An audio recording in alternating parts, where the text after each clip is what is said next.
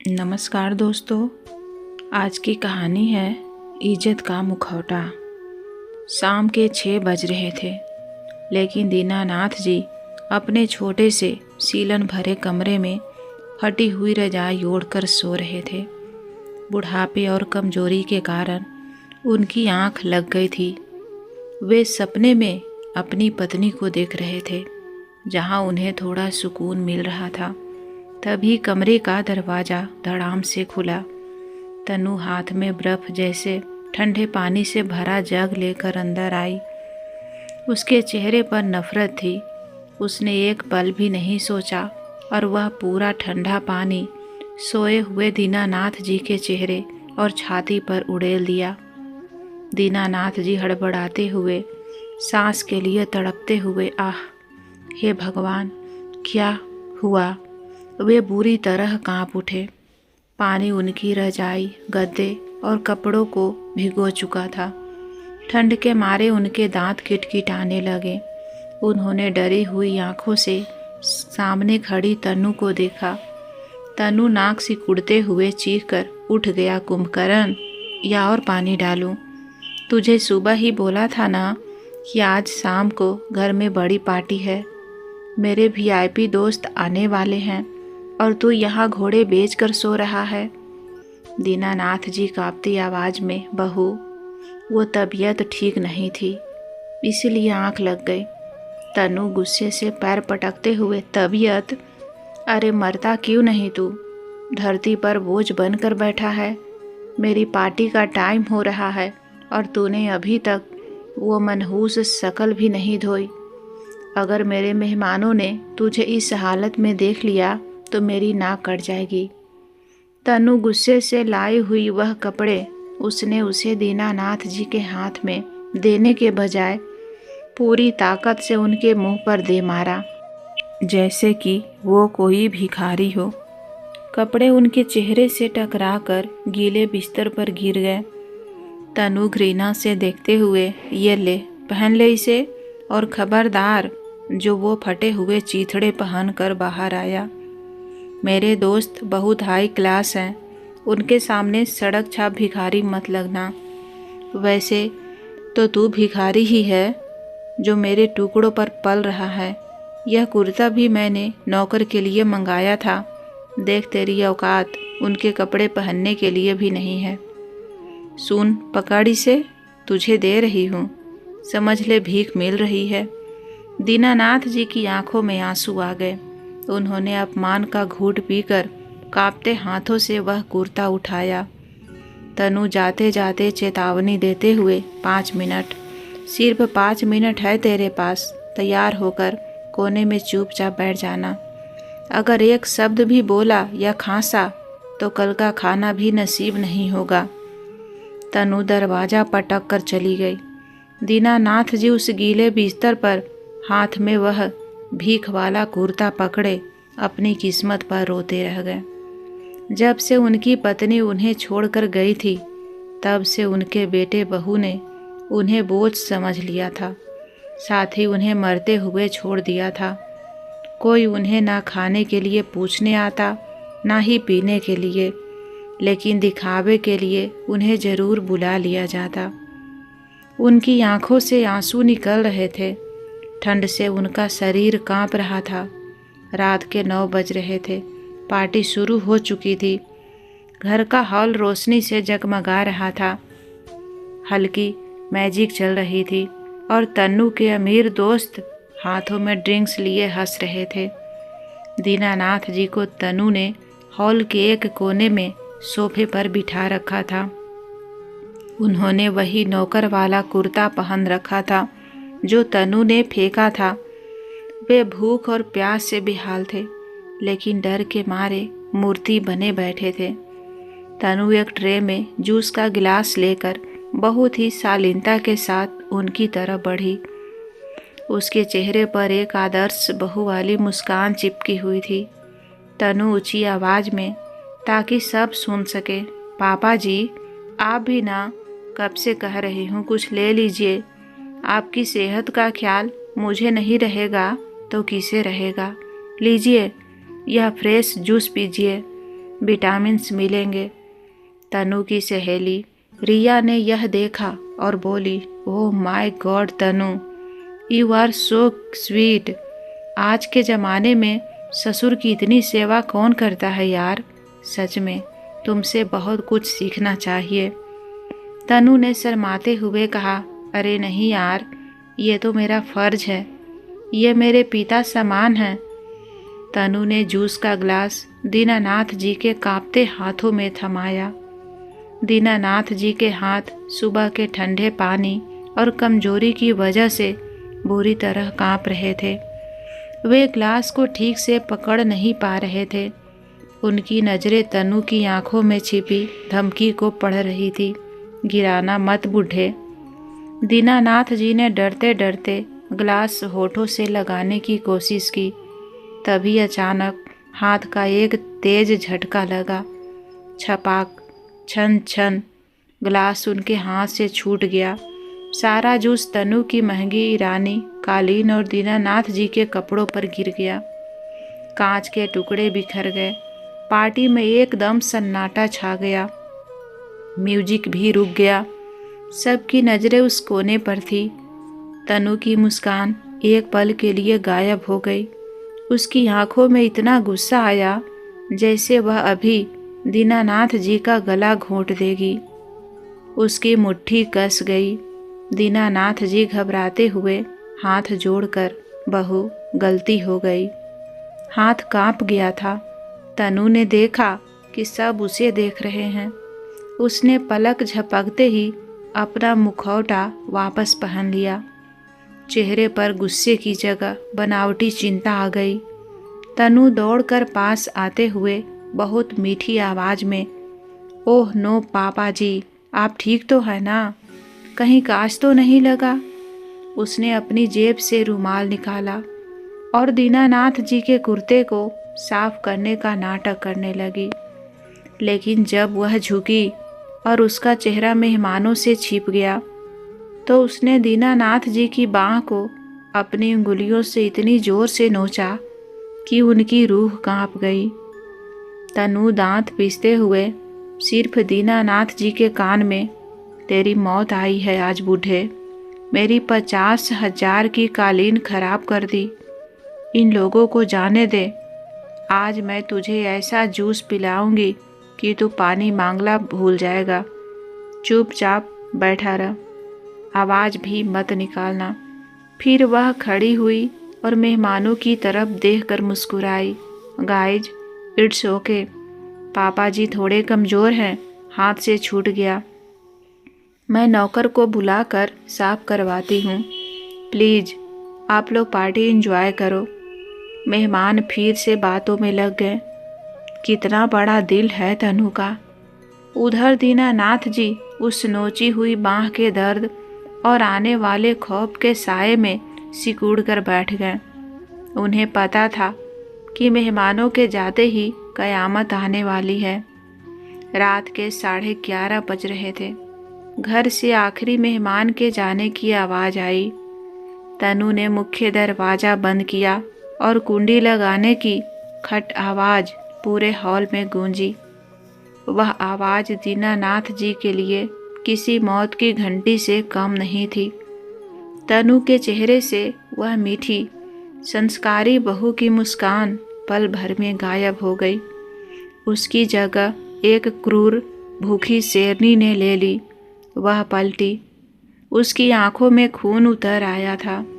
दीनानाथ जी सोफे के कोने में सिकुड़ कर बैठे थे। उनका शरीर सूखे पत्ते की तरह कांप रहा था। वे जानते थे कि अब क्या होने वाला है। उन्होंने अपने बेटे को देखा जो कान पर फ़ोन लगाकर वहाँ से निकल गया। तनु ने अपनी हाई हील्स की खटखट आवाज़ के साथ उनकी तरफ बढ़ना शुरू किया। वह सीधे उनके पास आई और बिना कुछ बोले दीनानाथ जी के सफ़ेद बालों को अपनी मुट्ठी में जकड़ लिया। तनु बालों से सिर को झटके से पीछे खींचते हुए, क्यों रे बूढ़े, तुझे कितनी बार समझाया है कि जब मेरे दोस्त आए तो सिर्फ सांस लेना, हरकत मत करना। तुझे पानी चाहिए था, जूस चाहिए था, हाँ?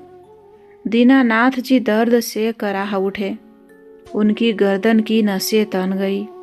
दीनानाथ जी गिड़गिड़ाते हुए हाथ जोड़कर, बहू, आह, छोड़ दे बेटी, हाथ कांप गया था, जानबूझकर नहीं गिराया। तनु चीखते हुए, जानबूझकर नहीं गिराया? मेरी 50,000 की कालीन खराब कर दी तूने। तेरी पूरी जिंदगी की कमाई से महंगी थी वो कालीन।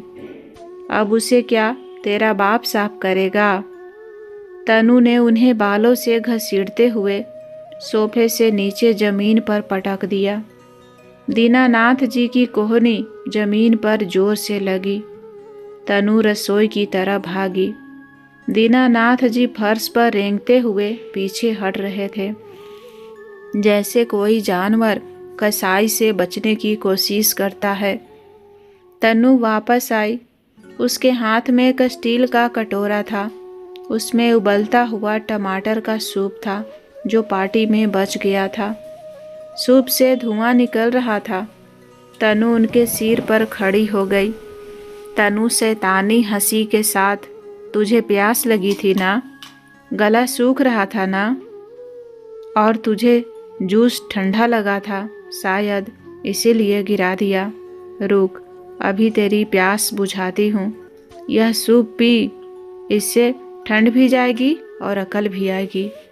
दीनानाथ जी ने सूप का धुआं देखा और समझ गए। वे बुरी तरह गिड़गिड़ाने लगे। दीनानाथ जी, नहीं बहू, नहीं, गरम है, जल जाऊंगा, दया कर बेटी, पैर पड़ता हूँ तेरे। लेकिन तनु के दिल में पत्थर था। पी इसे। तनु ने वह खौलता हुआ सूप दीनानाथ जी के झुर्रियों भरे मुंह और गर्दन पर दे मारा। आह! दीनानाथ जी की एक गगनभेदी चीख निकली। गरम गाढ़े सूप ने उनकी नाजुक त्वचा को पल भर में जला दिया। उनका चेहरा, गर्दन और छाती लाल पड़ गई। जलन इतनी तेज थी कि वे जमीन पर लौटने लगे, तड़पने लगे। तनु ने उनकी चीख सुनकर अपना मुंह नहीं बनाया, बल्कि सुकून से देखा। तनु पैर से उन्हें ठोकर मारते हुए, क्या हुआ? अब नहीं चाहिए जूस? चिल्ला मत। अगर एक और आवाज़ निकाली तो यह कटोरा तेरे मुंह पर मारकर दांत तोड़ दूंगी। दीनानाथ जी अपनी जलन को सहलाने की कोशिश कर रहे थे। उनके हाथ कांप रहे थे, आंखों से झरझर आंसू बह रहे थे। वे एक असहाय बच्चे की तरह सिसक रहे थे। तनु ने पास पड़ा एक गंदा पोछा उठाया और उनके जले हुए मुंह पर फेंक दिया। नाटक बंद कर और खड़ा हो। वो जो जूस तूने कालीन पर गिराया है ना, उसे अभी साफ कर। अगर एक भी दाग रह गया तो कल का खाना तो भूल जा, पानी भी नसीब नहीं होगा। और खबरदार, जो इस जलन के लिए क्रीम मांगी, यह सजा है तेरी। दीनानाथ जी, जिनका शरीर आग की तरह जल रहा था, उस गंदे पोछे को उठाकर अपनी धुंधली आंखों और कांपते हाथों से वह कालीन साफ करने लगे। हर रगड़ के साथ उनकी आत्मा रो रही थी। घर में सन्नाटा था। बस एक बूढ़े बाप की सिसकियों की आवाज़ आ रही थी, जिसे सुनने वाला उस आलीशान घर में कोई नहीं था। फिर तनु की नज़र उसके कपड़ों पर गई। यह तनु का रोज का नियम था। मेहमानों के आने से पहले वह दीनानाथ जी को एक साफ सुथरा कुर्ता पैजामा पहनाती थी, ताकि दुनिया कहे कि वाह, तनु अपने ससुर को राजा की तरह रखती है। लेकिन मेहमानों के जाते ही तनु ने दीनानाथ जी के शरीर से वह साफ कुर्ता बेरहमी से नोच लिया। ये रेशमी कुर्ता तेरे जैसे भिखारी के लिए नहीं है, ये सिर्फ मेरी इज्जत बचाने के लिए पहनाया था। अब पहन अपड़े वो फटे हुए चीथड़े। उसने कोने में पड़े हुए एक मैले बदबूदार बनियान और फटी हुई लुंगी को उनके मुंह पर फेंका। दीनानाथ जी की आंखों से आंसू बह रहे थे। वे जलन और अपमान से टूट चुके थे। वे कांपते हाथों से वह गंदे कपड़े पहनने लगे। उनका बेटा आकाश अपने लैपटॉप पर काम कर रहा था। उसने अपने पिता की चीख सुनी पर सिर उठाकर नहीं देखा। वह अपनी पत्नी की गुलामी में इतना गिर चुका था कि उसे अपने बाप का दर्द सुनाई नहीं देता था। दीनानाथ जी बेटे की ओर देखते हुए टूटी आवाज़ में, आकाश बेटा थोड़ा पानी। आकाश ने अनसुना कर दिया।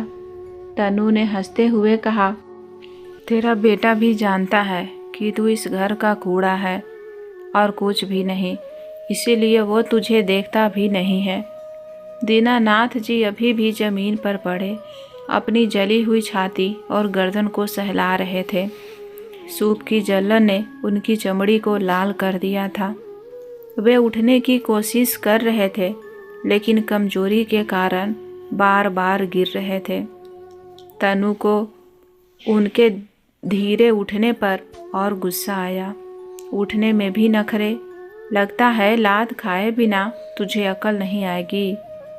तनु ने अपनी नुकीली हील दीनानाथ जी की पिड़ली पर जमा दी और ठोकर मारते हुए बोली, उठ बूढ़े, मेरे ड्राइंग रूम को गंदा मत कर। दीनानाथ जी दर्द के मारे कराहते हुए रेंगते हुए खड़े हुए। वे कांपते हाथों से वह गंदे बदबूदार कपड़े छाती से लगाए हुए थे। तनु उन्हें गर्दन से धक्का देते हुए घर के पीछे बने स्टोर रूम की तरफ ले गई। वह कमरा नहीं था बल्कि कबाड़ खाना था, जहाँ सीलन, मकड़ी के जाले और अंधेरा था। वहीं एक कोने में फटे हुए गत्ते और पुरानी बोरियां बिछी थी, जो दीनानाथ जी का बिस्तर था। तनु ने उन्हें अंदर धक्का दिया। दीनानाथ जी उन बोरियों पर औंधे मुंह गिरे। यही जगह है तेरी औकात के हिसाब से। और सुन, तनु ने अपनी जेब से एक काली पॉलीथीन निकाली और दीनानाथ जी के मुंह पर फेंकी। आज पार्टी में बहुत खाना बचा था, लेकिन वो मैंने डस्टबिन में डाल दिया। यह तेरे लिए है, मेहमानों की प्लेट से बची हुई जूठी हड्डियाँ और ब्रेड के टुकड़े। चबा ले इन्हें, आज के लिए इतना ही बहुत है। दीनानाथ जी ने उस पॉलीथीन को देखा। उसमें सचमुच लोगों का खाया हुआ जूठा था। भूख से उनकी आंतें सिकुड़ रही थी, लेकिन आत्मा धिक्कार रही थी। दीनानाथ जी रोते हुए, बहू, मैं इंसान हूँ, जानवर नहीं। जूठा खाना। तनु दरवाज़ा बंद करते हुए, तू जानवर से भी बदतर है, खा ले चुपचाप, वरना कल से यह भी नहीं मिलेगा। और अगर रात को खांसने की आवाज़ आई तो मुंह पर टेप चिपका दूंगी। दरवाज़ा बंद हो गया और बाहर से कुंडी लगा दी गई। अंदर घूप अंधेरा था। दीनानाथ जी का शरीर जल रहा था, पेट भूख से रो रहा था। तभी उन्हें प्यास की शिद्दत महसूस हुई। गला रेगिस्तान की तरह सूख चुका था। उन्हें याद आया कि हॉल में उनका बेटा आकाश बैठा है। शायद बेटे का दिल पसीज जाए। दीनानाथ जी ने पूरी ताकत बटोरी और बंद दरवाजे पर अपनी कमज़ोर उंगलियां से खटखटाया। दीनानाथ जी रूंधे गले से धीमी आवाज़ में, आकाश, वो आकाश बेटा, बहुत प्यास लगी है, थोड़ा पानी दे दे मेरे लाल, मेरा गला जल रहा है। बाहर हॉल में आकाश अपने लैपटॉप पर ग्राफ देख रहा था। उसे दरवाजे पर खटखट की आवाज़ सुनाई दी। उसे अपने पिता की सिसकियां भी सुनाई दी, लेकिन उसने क्या किया? आकाश ने झुंझलाते हुए अपने कानों पर लगे हेडफोन का वॉल्यूम फुल कर दिया। आकाश बड़बड़ाते हुए, उफ, यह बूढ़ा चैन से काम भी नहीं करने देता, रोज का ड्रामा है इसका। उसने अपनी पत्नी को आवाज़ दी, तनु, जरा टीवी की आवाज़ तेज कर दो यार। स्टोर रूम से चूहे के किटकिट करने की आवाज़ आ रही है। अंदर दीनानाथ जी ने बेटे की यह बात सुन ली। उस पल सूप की जलन फीकी पड़ गई। उस पल भूख मर गई। उस पल दीनानाथ जी को एहसास हुआ कि उनका बेटा मर चुका है।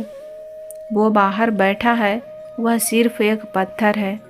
वे उस अंधेरे सीलन भरे कमरे में मेहमानों की जूठी हड्डियों के पास घुटनों पे सिर देकर फूट फूट कर रोने लगे। उनकी सिसकियाँ उस बंद कमरे की दीवारों से टकराकर दम तोड़ रही थी। वह कमरा नहीं, एक काल कोठरी थी। वहाँ ना कोई कपड़ा था, न खिड़की, दीवारों पर सीलन थी और कोनों में मकड़ी के जाले।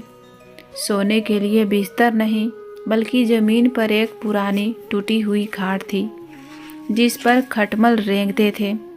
अंदर घूप अंधेरा था। दीनानाथ जी ने टटोलते हुए जमीन पर पड़े पानी के एक पुराने प्लास्टिक जग को उठाया, पर वह भी खाली था। भूख से पेट में ऐंठन हो रही थी और गर्दन पर गरम सूप के छाले जल रहे थे। वे दीवार के सहारे बैठ गए और अपनी सूखी आंखों से ऊपर छत की ओर देखा। हे ईश्वर, मौत दे दे, अब यह जिल्लत और नहीं सही जाती। जिस बेटे को पेट काट काट कर पढ़ाया, आज उसकी पत्नी मुझे जानवर से भी बदतर समझती है। उस रात उस आलीशान कोठी के पीछे बने उस बदबूदार कमरे में एक बूढ़े पिता की सिसकियाँ गूंजती रही, लेकिन सुनने वाला कोई नहीं था। काल कोठरी के उस घूप अंधेरे में दीनानाथ जी अपनी टूटी हुई खाट पर करवटें बदल रहे थे। शरीर पर पड़े छाले जल रहे थे, लेकिन मन का घाव उससे कहीं गहरा था। उनकी बूढ़ी आंखों के सामने वह मंजर घूमने लगा जब उनकी जिंदगी इज्जत से भरी थी। दीनानाथ जी की आंखों से आंसू बहकर कानों तक पहुंच रहे थे। वे सोचने लगे, मैं कितना बड़ा मूर्ख था। गांव में मेरी क्या शान थी, जमीन जायदाद थी, लोग मेरे फैसले का इंतजार करते थे, सरपंच तक मेरे पैर छूते थे, मैं वहाँ का राजा था। उन्हें याद आया वह दिन जब तनु नई नई ब्याह कर आई थी। कितनी मीठी थी उसकी आवाज़। कहती थी, पिताजी आप यहाँ अकेले क्यों रहेंगे, शहर चलिए, वहाँ बड़े डॉक्टर हैं, आपकी सेवा करूँगी। आकाश और मैं आपके बिना अधूरे हैं। मैं उसकी उस झूठी ममता में पिघल गया। मैंने अपनी पुरखों की ज़मीन बेच दी। सोचा था बुढ़ापा बेटे बहू के साथ सुख से कटेगा। उनका शरीर सिहर उठा जिस दिन ज़मीन के करोड़ों रुपए आकाश के अकाउंट में आए। उसी दिन इस घर का नक्शा बदल गया। शहर आते ही तनु ने कहा, पिताजी उस कमरे में आपके गंदे कपड़ों से बदबू आती है, आप पीछे वाले कमरे में रहिए। पहले वो प्यार से बोलती थी, फिर ताने मारने लगी और अब तो वह मुझे इंसान ही नहीं समझती। मैंने अपने ही हाथों अपनी चिता तैयार कर ली। अब न मेरे पास पैसा बचा है, न घर जाने का रास्ता। मैं यहाँ कैद हूँ, अपने ही बेटे के घर में एक कैदी। वहीं दूसरी तरफ घर के ऊपरी मंजिल पर तनु अपने आलीशान बेडरूम में रेशमी रजाई में लेटी थी। वह अपने फ़ोन पर अपनी नई अपलोड की गई फ़ोटो के लाइक्स गिन रही थी। उसके चेहरे पर एक क्रूर सुकून था। वह मन ही मन सोचने लगी, उफ, यह बूढ़ा अभी तक नहीं मरा। 3 साल हो गए। इसकी ज़मीन का पैसा तो कब का आकाश के बिजनेस और मेरी शॉपिंग में लग गया। अब यह सिर्फ हड्डी का ढांचा बचा है, फिर भी जान नहीं निकल रही इसकी। उसने आईने में अपनी शक्ल देखी और मुस्कुराई, लेकिन अभी इसे पूरी तरह मारना भी नहीं है। मेरी किटी पार्टी की सहेलियां और इंस्टाग्राम के फॉलोअर्स इसे देखकर ही तो मुझे संस्कारी बहू मानते हैं। जब तक यह जिंदा है, मैं इसे 100 पीस की तरह इस्तेमाल करूंगी। दुनिया के सामने पैर छूना और घर के अंदर लात मारना, इसमें जो मज़ा है वो और कहाँ। तनु की सोच में जहर घुलने लगा। कल मेरी सबसे खास सहेली जो एक एनजीओ चलाती है आने वाली है। कल मुझे फिर से श्रवण कुमार वाली बहू बनना पड़ेगा। इस बूढ़े को नहलाकर तैयार करना होगा। बहुत नाटक करता है दर्द का। कल अगर इसने जरा से भी चूक की तो वैसा सबक सिखाऊंगी कि अगली बार पानी मांगने से पहले भी 100 बार सोचेगा। उसने अपने पास सो रहे आकाश को देखा, और यह आकाश, यह तो मेरा पालतू है। जब तक मैं इसे खुश रखूंगी, इसे अपने बाप की चीखें कभी सुनाई नहीं देंगी। सब कुछ मेरे कंट्रोल में है।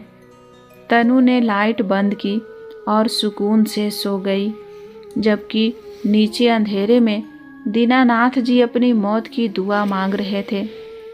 अगली सुबह सूरज निकला, लेकिन दीनानाथ जी के लिए यह एक और काली रात की शुरुआत थी। तनु सुबह सुबह उनके कमरे में आई।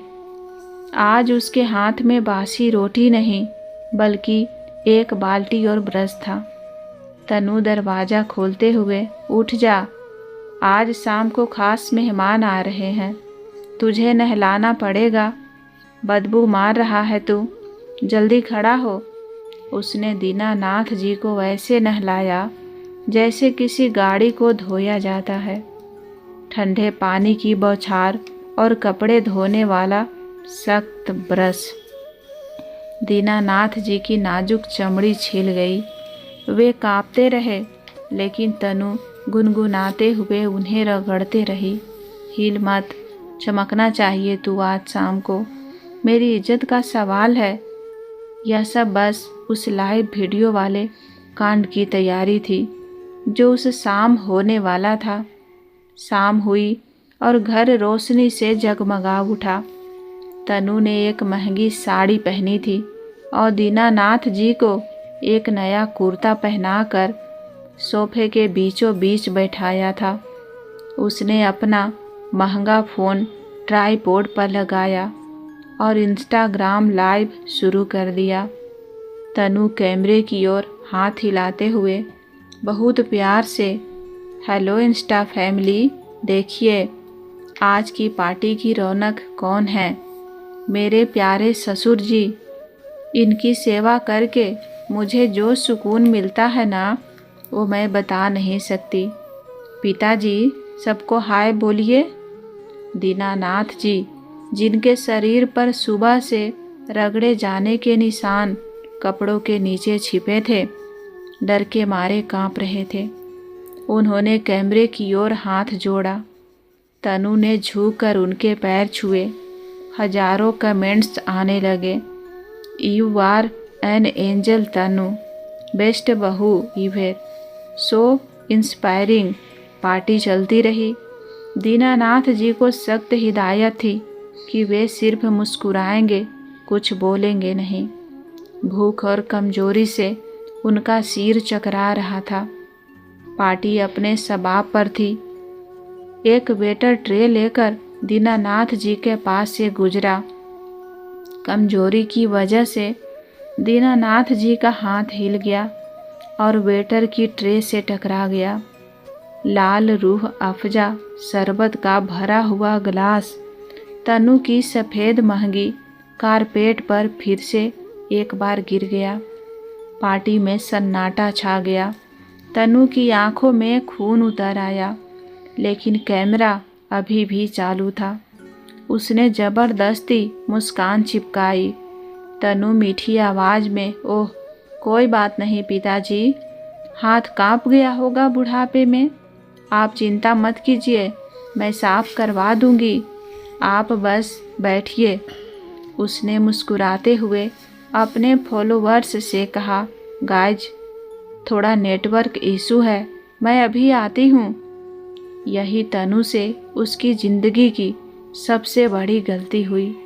उसने सोचा कि उसने लाइव बंद कर दिया है, लेकिन हड़बड़ी में उसने फ़ोन को सिर्फ स्टैंड पर साइड में रख दिया था। कैमरा अभी भी चालू था और लेंस सीधा उसी सोफे की तरफ था। जैसे ही मेहमान लॉन की तरफ खाने के लिए बढ़े और ड्राइंग रूम खाली हुआ, तनु का असली रूप बाहर आ गया। वह लपक कर दीनानाथ जी के पास गई और उन्हें कॉलर से पकड़कर सोफे से नीचे खींच लिया। दीनानाथ जी धड़ाम से जमीन पर गिर गए। तनु फुफकारते हुए, तुझे मना किया था ना हिलने से? फिर से तूने मेरी 50,000 की कारपेट खराब कर दी। 2 कौड़ी के बूढ़े, तेरी खाल बेचकर भी इसकी कीमत वसूल नहीं होगी। तनु ने एक जोरदार तमाचा दीनानाथ जी के गाल पर मारा। दीनानाथ जी रोते हुए, बहू मुझे माफ़ कर दे, चक्कर आ गया था। तनु उनके बाल नोचते हुए, चक्कर आ गया था? अभी तेरा चक्कर निकालती हूँ। तूने गिराया है ना इसे? अब तू ही इसे साफ करेगा, वो भी कपड़े से नहीं, अपनी जीभ से। चाट इसे, साफ कर मेरी कारपेट। उधर लाइव वीडियो पर कमेंट्स की बाढ़ आ गई थी। ओ माय गॉड, ये क्या कर रही है? ये तो राक्षस है, मार रही है उसे। पुलिस को बुलाओ। Recording this, she is exposed. Tanu इस बात से बेखबर थी। उसने दीनानाथ जी का सिर पकड़ा और जबरदस्ती जमीन पर रगड़ने लगी। तभी आकाश अंदर आया। उसे लगा तनु ने लाइव बंद कर दिया है। आकाश गुस्से में, तनु क्या ज़रूरत थी इस मनहूस को बाहर लाने की? मैंने कहा था ना इसे क्वार्टर में बंद रखो। अब ये बदबूदार आदमी पार्टी खराब कर रहा है। यह भी रिकॉर्ड हो गया। बेटा और बहू दोनों का सच दुनिया देख रही थी। लाखों लोग उस क्रूरता के गवाह बन चुके थे। तनु अभी दीनानाथ जी को लात मार ही रही थी कि अचानक उसके फ़ोन पर लगातार कॉल आने लगे। उसके बॉस का कॉल, उसकी सहेलियों का कॉल। उसने झुंझला कर फ़ोन उठाया और स्क्रीन पर नज़र पड़ी। लाइव 150 के व्यूअर्स। कमेंट्स की रफ्तार इतनी तेज थी कि पढ़ी नहीं जा रही थी। Arrest Tanu, shame on Akash. Monster family. Tanu के हाथ से फ़ोन छूटकर गिर गया। उसका चेहरा फक पड़ गया। तनु घबराहट में, आकाश कैमरा ऑन था। इससे पहले कि वे कुछ समझ पाते, बाहर पुलिस सायरन की आवाज़ गूंजने लगी। तनु की एनजीओ वाली सहेली ने ही पुलिस को कॉल किया था। मीडिया वाले जो किसी और खबर के लिए पास ही थे, यह वायरल वीडियो देखते ही वहां पहुंच गए। पुलिस ने दरवाज़ा तोड़ा। इंस्पेक्टर ने अंदर घुसते ही देखा दीनानाथ जी जमीन पर पड़े थे। उनके गाल पर थप्पड़ के निशान था और वे कांप रहे थे। तनु और आकाश कोने में दुबके खड़े थे। इंस्पेक्टर तनु के पास जाकर, मिसेज तनु, आपका शो खत्म हुआ। पूरा देश देख चुका है कि आप कितनी संस्कारी हैं। चलो हथकड़ी पहनाओ इन्हें। तनु दीनानाथ जी के पैरों में गिर पड़ी। तनु रोते हुए, पिताजी बचा लीजिए, ये सब गलती से हुआ, मैं आपकी बेटी हूँ ना। दीनानाथ जी ने बड़ी मुश्किल से खुद को उठाया। उन्होंने अपनी फटी हुई आस्तीन से मुंह पोंछा और पहली बार उनकी आंखों में डर नहीं बल्कि आग थी। दीनानाथ जी कड़क आवाज में, दूर हट तू, बेटी नहीं कलंक है।